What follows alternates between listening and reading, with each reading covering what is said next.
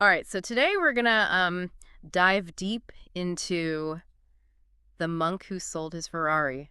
Yeah. This is the story of a hotshot lawyer Mm, who basically ditches everything to find himself in the Himalayas.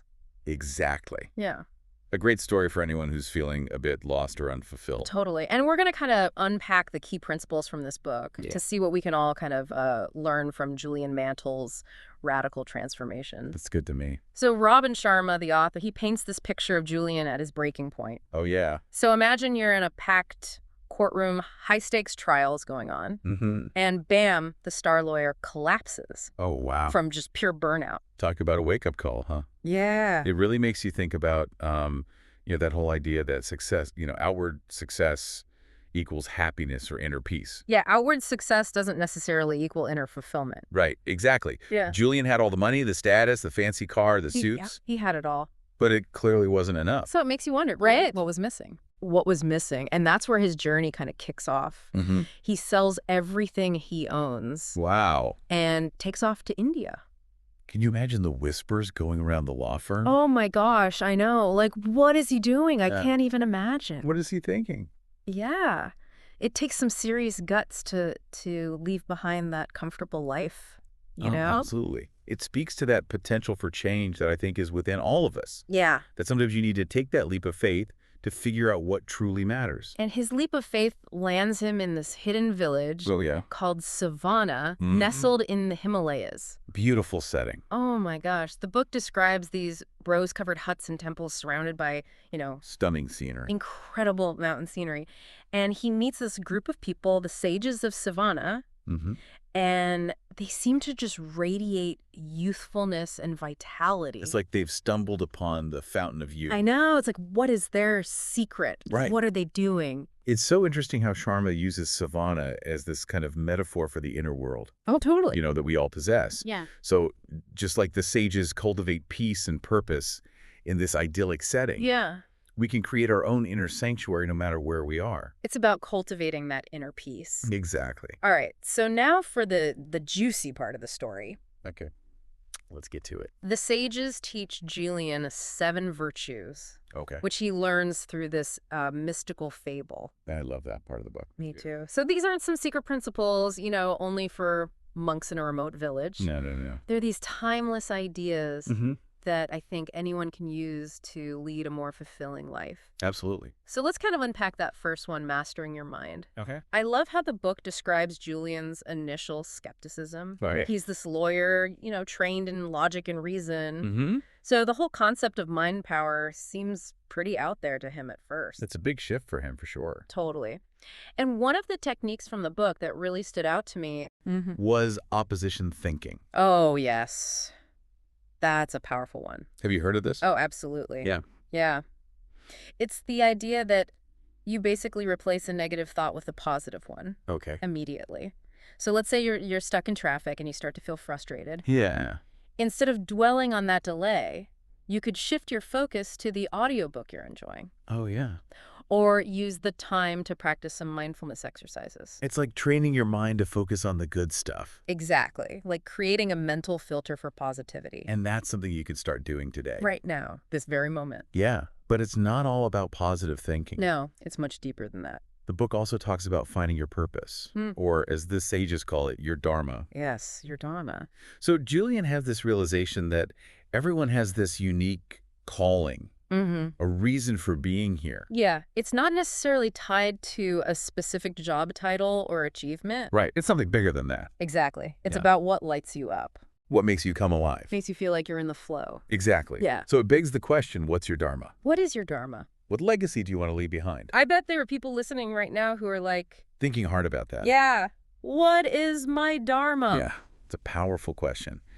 And Julian's journey is this invitation for all of us Yeah, to think about our purpose and how we can make a meaningful contribution. totally. And sometimes it takes stepping outside of your comfort zone, Oh, absolutely. like Julian did, to discover what that purpose is. Right. You have to be willing to explore, to experiment, to take risks. Okay, let's move on to the next virtue, Okay, what's next? which is all about self-improvement. Right, I'm all ears.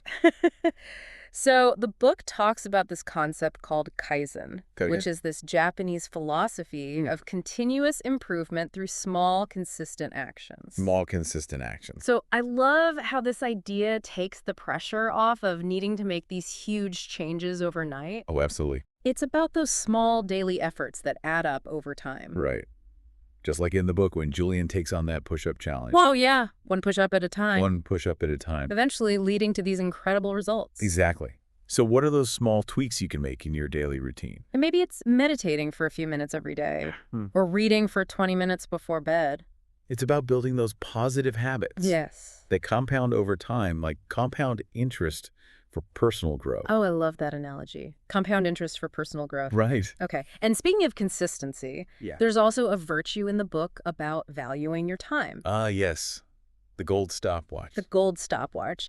But it goes way beyond just managing your schedule. It's about aligning your actions with your values. It's about having the clarity to choose how you spend your time. So it's not just about having more free time. No, it's about having the freedom to spend that time on what matters most, I think that's a message that resonates with everyone these days. especially in today's world. It's so easy to get caught up in the hustle and forget to prioritize what truly matters. It's like you're on autopilot. Yeah, just going through the motions. And that brings us to another crucial virtue, Okay. living in the present moment. Ah, yes. The concept of mindfulness. The book tells this incredibly poignant story about a character named Peter. Oh, yes. Peter and the magic thread. Yes. Who can fast forward time? It's a powerful cautionary tale. Right. He's obsessed with getting to the good parts of life. Yeah.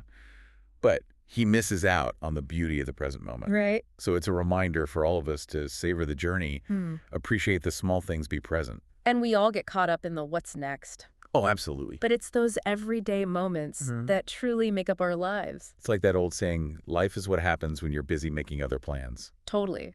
The sages teach Julian to cultivate gratitude Yes. and appreciate those simple joys of life. Which is such an important antidote to our fast-paced, achievement-oriented culture. Absolutely. It's all about finding that balance Yeah.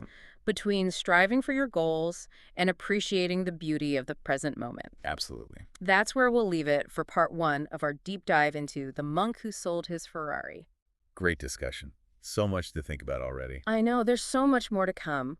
Join us for part 2, where we'll delve even deeper into these virtues and uncover even more powerful insights for living a more fulfilling life. Can't wait. Welcome back to our deep dive into The Monk Who Sold His Ferrari. Yeah. We're back for more wisdom. We sure are. Last time we kind of touched on some pretty amazing ideas like mastering your mind and finding your purpose. Some really powerful concepts. Oh yeah, and of course the importance of living in the moment. Embracing the present. Right. So are you ready to dive into some more of these virtues? Absolutely. Let's see what other gems we can uncover. Okay, so let's talk about self-discipline, Okay. which the sages in the book, they symbolize with this this pink wire cable. Yeah. It's interesting how those thin wires, they seem kind of fragile on their own, Yeah. but when you weave them together, they become incredibly strong. Right, it's like a metaphor. Exactly. Yeah. It's a beautiful analogy for how those small acts of discipline, practiced consistently, Yeah. can create this immense inner strength. So it's not about like denying yourself all the pleasures in life or anything like that. No, not at all. It's about making conscious choices that align with your values Yeah. and your goals, Uh, even when it's tempting to take the easy way out. it's about having that willpower. Yeah. Julian, in his fast-paced lawyer life, he hadn't really embraced this concept. But the sages, they teach him that this inner strength is really essential for achieving true freedom. And purpose. And purpose. Exactly. And that kind of leads us to that next virtue in the book, Okay. which is time mastery. Yes. The shiny gold stopwatch. Yes, it's about taking control of your life and not letting external circumstances, dictate your actions. It's about having that clarity to choose how you spend your time. Yeah. Instead of constantly reacting to, deadlines and demands and all that stuff. Right. It's about being proactive instead of reactive. So it's not just about having more free time. Yeah. It's about having the freedom to spend that time on what actually matters to you. Precisely. The sages, they have this great saying, Okay. liberty is doing what you want. Freedom is wanting what you do. Whoa. It's a subtle but important distinction. It is. It really highlights that power of aligning your desires with your actions. Exactly. So how do you actually get there? Well, the sages, they place a big emphasis on simplifying your life. Okay. They believe that a cluttered mind leads to a cluttered life. Yeah, filled with all these distractions and, Commitments that don't really serve you. yeah, things you don't really need to be doing. Exactly. Think about Julian coming from that high-pressure world of law, Mm-hmm. where success was often measured by how much you could accumulate. Yeah, yeah. Money, possessions, accolades. Right. The more the better. Right. But the sages, they challenge that notion. Yeah. They teach him that true success is about living a life of intention and meaning. Not about all the material stuff. Exactly. It's about quality over quantity. And I can imagine that was probably pretty liberating for him. Oh, I'm sure it was. Yeah. Especially for someone who was so caught up in that achievement-oriented mindset. Yeah. So letting go can be hard though, right? It can be, Mm-hmm. but it's so worth it. Do the sages offer any, tips for simplifying your life?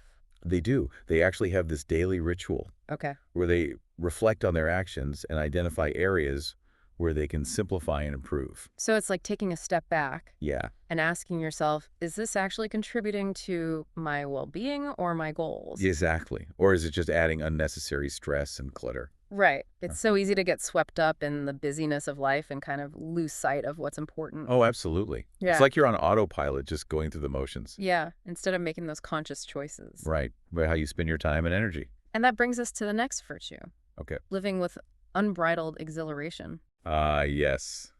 That's a good one. So the sages, they believe that life is meant to be enjoyed, Not endured. not endured. It's about finding that childlike sense of wonder and delight in those everyday moments. So it's not about being happy all the time, Right. but it's about embracing the full spectrum of human experience with a sense of joy and gratitude. The book describes Julian, rediscovering the power of laughter, the importance of nurturing his friendships and connecting with nature. Those are all such important elements of a fulfilling life. They really are. And the sages have this saying that a day without laughter or love is a day without life. That's beautiful. It is. It's a reminder to savor the sweetness of life Yeah. and not take ourselves too seriously. Absolutely. Yeah. But how do you maintain that sense of exhilaration Yeah. when life inevitably throws you curveballs? Yeah, when things get tough. That's where the seventh and final virtue comes in, Okay. symbolized by a path of sparkling diamonds Ooh. in the fable, living in the now. Ah, yes. This connects back to what we talked about earlier. Right. About mindfulness and being present. But it goes even deeper than that. It does. It's about being fully present in each experience Okay. without dwelling on the past or worrying about the future. Like being in that flow state. Exactly. Mhm. Where time seems to stand still and all that matters is the experience itself. It's like when you're completely engrossed in something you love, Yeah. whether it's painting or playing music or having a deep conversation with a friend. And you lose all track of time. Yes. The sages, they teach Julian this technique called the heart of the rose. I love that one. Yeah. Where you focus your attention on a single rose and observe its beauty, its fragrance. It's like a meditation practice. Exactly. It cultivates stillness and presence. And that can really help you appreciate the beauty of the moment and quiet that mental chatter. Right. All those thoughts that can distract us from what's right in front of us. And speaking of distractions, remember the story of Peter and the magic thread? Oh, yeah, Peter. He had the ability to fast forward time. Yeah. He was so obsessed with getting to those good parts of life. That he missed out on the actual living. Right. It's like he rushed through everything. And in the end, he realizes that he's missed the point entirely. It's a powerful reminder that every moment is precious. Yeah. And that true fulfillment comes from embracing all of life's experiences. The good, the bad, the messy, the beautiful. It's so easy to fall into that trap of thinking, I'll be happy when. Or life will be better once. But the sages, they remind us that happiness is not a destination. It's a way of being. Exactly. And that brings us to the ultimate purpose of life, as Julian learns from the sages. Okay. It's not about, accumulating wealth or achievements. No. It's about living a life of purpose Mm-hmm. and making a meaningful contribution to the world. Which reminds me of that story of the giant and the little boy. Oh, yes. It highlights that transformative power of compassion and kindness. The giant was so isolated in his castle. Yeah. But he learns that true happiness comes from opening his heart to others. Sharing his life. sharing his life. Exactly. It's a beautiful metaphor for that interconnectedness of all beings. And the fulfillment we find in serving others. Yeah, Julian realizes this after years of focusing solely on his own success. It's a total shift in perspective. So instead of asking, what can I get? He starts asking, what can I give? And that leads him to a much deeper sense of purpose. And meaning. And let's not forget the power of gratitude. Oh, yes. Gratitude. The sages, they teach Julian to focus on the abundance in his life. Even when things are tough. Even amidst challenges. To appreciate the simple things. It's about shifting your focus from what you lack to what you have. Exactly. And that simple practice transforms his outlook. It brings a profound sense of contentment to his life. It's a reminder that happiness isn't about external circumstances. It's an inner state of being. And gratitude is key. Absolutely. Yeah.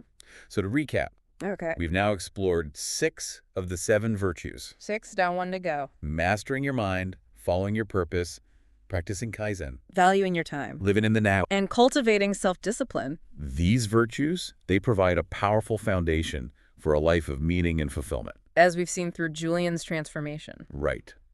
But there's one more virtue to uncover. Ooh, the grand finale. Symbolized by those radiant yellow roses in the fable. Okay. A virtue that ties everything together and unlocks the true secret of lifelong happiness. I can't wait to hear about it. We'll delve into that in the final part of our deep dive. Stay with us. Okay, so we're back for the final part of our deep dive into the monk who sold his Ferrari. Time to uncover that 7th virtue. Yeah, the one symbolized by those radiant yellow roses. Blooming even in the heart of winter. Yeah, in the giant's garden. So we're talking about embracing the present moment again, right? We are, but on an even deeper level. Okay, so it's not just about being aware of the now like we discussed before. It goes beyond that. It's about finding the joy, the beauty, in every single experience. Even the tough ones. Especially the tough ones. The sages believe that every moment is a gift, a chance for growth, a chance to connect with something bigger than ourselves. Okay, I'm starting to see how this ties everything together. But how did Julian, Mr. high-powered lawyer, actually learn to embrace this? Well, it was a process. One key was shifting his perspective. Okay. The sages taught him to see challenges as opportunities. Oh, okay. Setbacks as lessons learned. So it's not about ignoring those negative emotions. Not at all. It's about finding the good in them. Like finding the silver lining. Exactly. The sages believe that everything happens for a reason. Okay. Even if we don't understand it at the time. And Julian learns to trust the process. Trust the process. Have faith that even the hard times are leading him somewhere better. That kind of connects back to the idea of dharma, doesn't it? It does. By embracing the present, you're more in tune with your purpose. Yeah. Even when it takes you on those unexpected detours. Exactly. Letting go of the need to control everything, surrendering to the now. That's when your true purpose can really unfold. Beautifully said. Wow, so embracing the moment isn't just about inner peace. It's like unlocking your full potential, letting your life's purpose kind of flow through you. It's about aligning yourself with the natural rhythm of life. And part of that purpose is selfless service. Right? Absolutely. The sages believe that true happiness comes from giving back. Not just chasing our own desires. Right. It's about making a positive impact on the world. The story of the giant sharing his garden with those children really illustrates that point. It does. Yeah. We're all interconnected. Yeah. And that outward focus, sharing our gifts, that's where real fulfillment lies. It's like a shift from what can I get to what can I give. Exactly. And that shift in perspective leads to a much deeper sense of purpose and meaning. And don't forget about gratitude. Oh yes, gratitude is essential. The sages teach Julian to focus on the abundance in his life. Even when things are tough. Even amidst challenges. To appreciate those simple things. So it's about shifting your focus from what you lack to what you have. Beautifully put. Yeah. And that simple practice transforms Julian's outlook. It does. It brings a profound sense of contentment to his life. It's a reminder that happiness isn't about external circumstances. It's an inner state of being. And gratitude is key. Absolutely. So we've explored all 7 virtues now. We have. Mastering your mind, following your purpose, practicing Kaizen, valuing your time. Living in the now, cultivating self-discipline. And embracing the present moment. Wow. It's been quite a journey with Julian and the sages. It has. And their wisdom offers a powerful roadmap for anyone seeking a more meaningful and fulfilling life. The monk who sold his Ferrari It's not just a story, it's like a guidebook for transformation. A guidebook for the soul. And the beautiful thing is that transformation is possible for anyone. No matter where you are in your journey, Julian's story proves that. it does. It shows us the potential for growth, resilience, Yeah. and living a life full of purpose and joy. So to wrap things up, is there a question that our listeners can ask themselves? To kind of spark their own self-discovery. Yeah. What if you could build your own savanna? Oh, I love that. Your personal sanctuary for mind, body, and spirit. Exactly. What small steps could you take starting today Yeah. to create more peace, joy, and purpose in your life? Such a powerful question. It's an invitation to create your own transformation. Inspired by Julian and the sages. And who knows, maybe someday you'll be sharing your own incredible story with the world. That would be amazing. Thanks for joining us on this deep dive. It's been a pleasure exploring these ideas with you. Likewise, until next time, keep seeking, keep growing, and keep embracing the beauty of the present moment.